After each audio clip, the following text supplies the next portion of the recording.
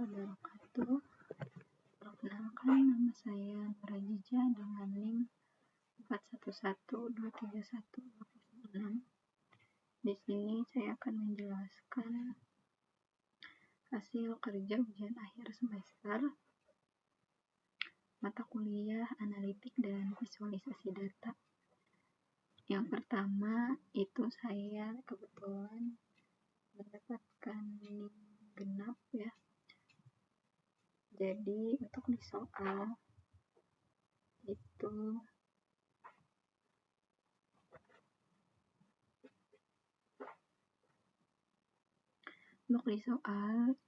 dia soalnya menggunakan hasil import data menggunakan Pandas. Yang pertama itu kita import library dulu, library Pandas. Terus membuat data frame. Di sini ada kecamatan A sampai E, ada longitude, ada latitude, ada BOD dan COD.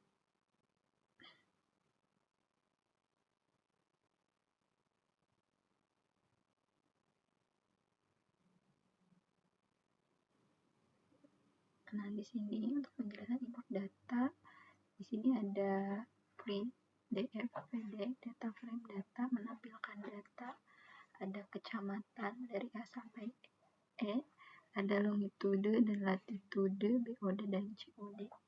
Nah, penjelasannya import data ini menggunakan Pandas merupakan salah satu proses awal untuk mengetahui kualitas air yang dimasukkan ke dalam data frame Pandas yang selanjutnya akan diproses menjadi data spasial. Sini ya guys. Nah, di sini setelah tadi import Pandas, ini kita dikonversi karena perintah dari soal itu dikonversi menjadi geodata frame, di mana geodata frame ini merupakan bentuk khusus dari data frame yang memiliki informasi geometri atau titik koordinat. Pada soal koordinat, longitude dan latitude diubah menjadi object point menggunakan library supply, kemudian dimasukkan ke dalam geodata frame dengan sistem koordinat EPSG 4326 dan WGS 84. Ini untuk visualisasi. Di sini ada kecamatan, ada longitude, latitude, BOD dan COD. Ada untuk kecamatan A itu ada 107,60, untuk longitudenya, untuk latitudenya ada 6,92, ada BOD-nya itu 2,5 dan COD-nya 18. Untuk poin geometrinya itu untuk yang A itu ada di 107,6 dan min 692, begitupun seterusnya ya. Ini ada visualisasi persebaran BOD menggunakan GeoPandas. Ini untuk hasilnya. Untuk ininya itu kita di sini. Nah, ini untuk codingannya ya, teman-teman. Ini ada import matplotlib pivot SPLT karena disuruhnya menggunakan matplotlib, yaitu gdfplot, kolom BOD, CMap, res, legend, true, max size 180 dan add color itu di black.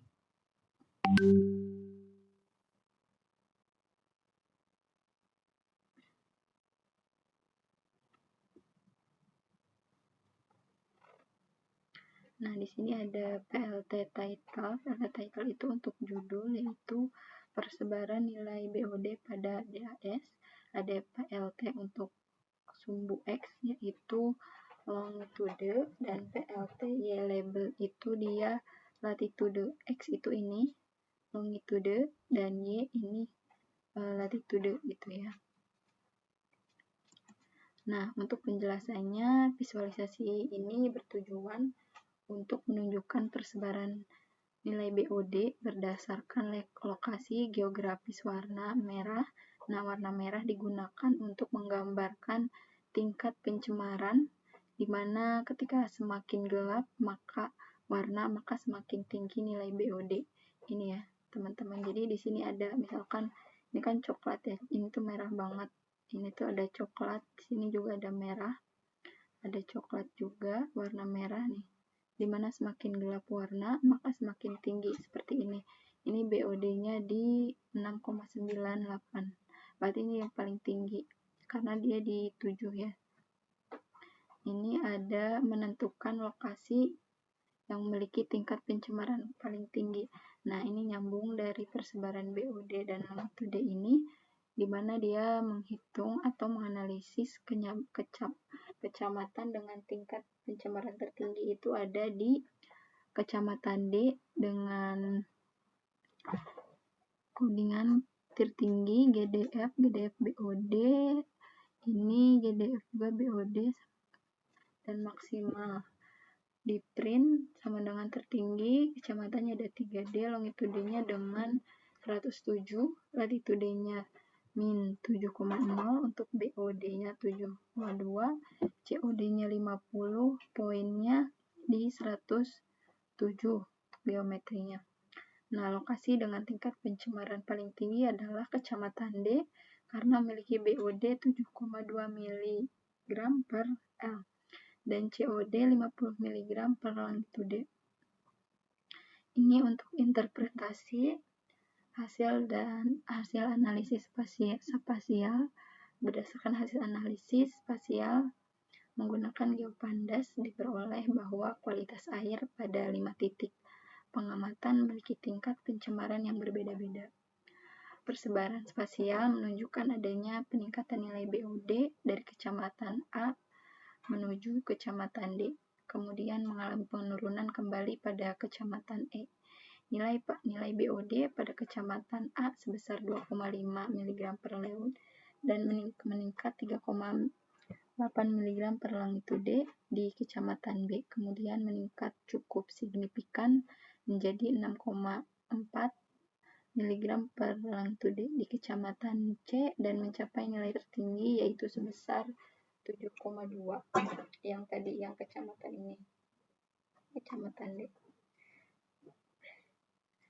Nah, mencapai setelah itu nilai BOD menurun menjadi 3,2 mg per L pada Kecamatan E.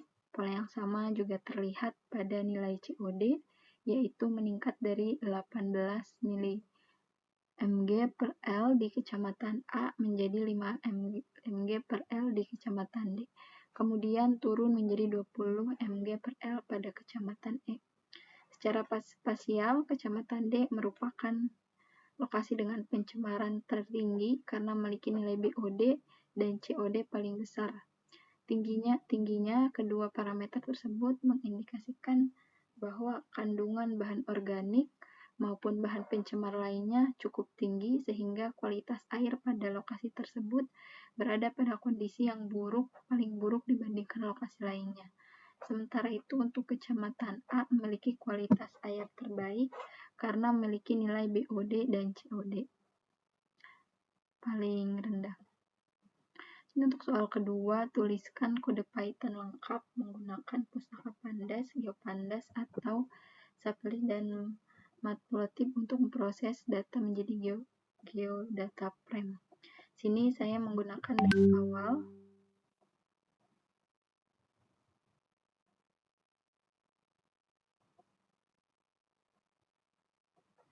Sini menggunakan data awal, ada kabupaten A sampai E dengan latitude, longitude, lahan, dan penduduk. Nah, ini untuk geodata frame-nya ada kabupaten A itu latitudenya 6,2, longitudenya 106,8, lahannya 1.200 dengan penduduk sebesar 20.000 jiwa. Poinnya yaitu 106,8 min 6,2. Untuk yang satu ini ada B min 6,5, 106,9. Untuk lahannya ada 400. Untuk penduduknya ini ada 80.000. Untuk poin geometrinya ini ada di 106,9 min 6,5. Ada D juga min 6,7, 106,7, lahannya 300, penduduknya sebanyak 95.000. Untuk poin geometrinya ada di 106,7 min 6,7. Untuk yang keempat itu ada E, longitudenya di 6,4, latitudenya di 6,4, longitudenya di 107, dan lahan di 1.800, penduduknya sebanyak 40.000 jiwa. Untuk poin geometrinya itu 107,3 dan min 0,4. Nah, untuk penjelasan ini, pada tahap ini dimasukkan data ke dalam data frame, kemudian ini kan data awal yang tadi, terus diubah menjadi data geoframe yang sudah tadi saya jelaskan atau sebutkan di sini dengan menambahkan kolom geometri berapa titik koordinat, titik longitude dan latitude yang ini. Sistem koordinat digunakan EPSG 43,26 dan WGS 8,4 sehingga dapat divisualisasikan secara spasial. Nah, di sini lakukan kalkulasi bisnis untuk soal nomor 2. Lakukan kalkulasi rasio dan penentuan status ketahanan berdasarkan aturan bisnis.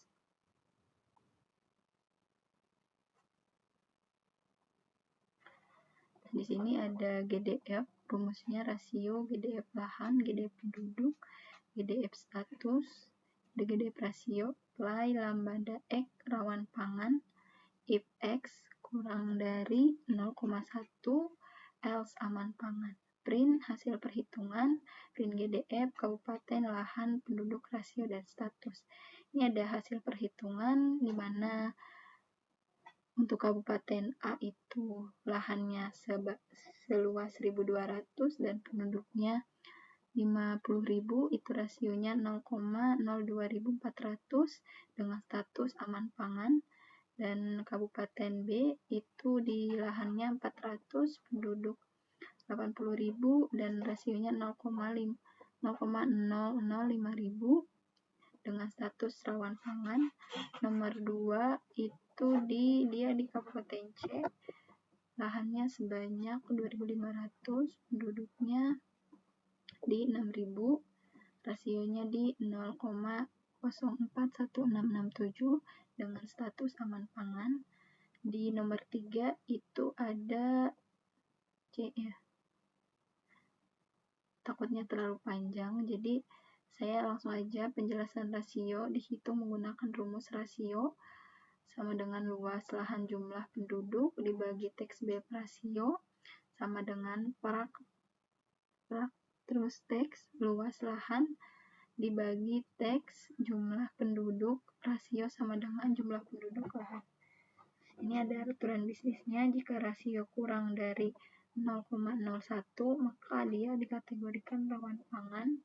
Jika rasionya lebih dari 0,01 berarti dia aman pangan. Berdasarkan hasil perhitungan yang diperoleh, Kabupaten B dan D termasuk rawan pangan.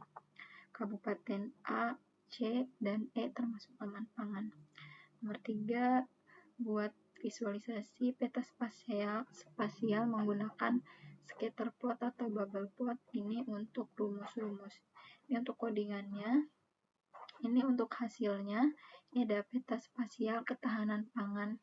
Di sini ada untuk yang warna merah itu dia rawan pangan, di mana di sini ada untuk kota A, kota D, dan kota B itu dia provinsi ya.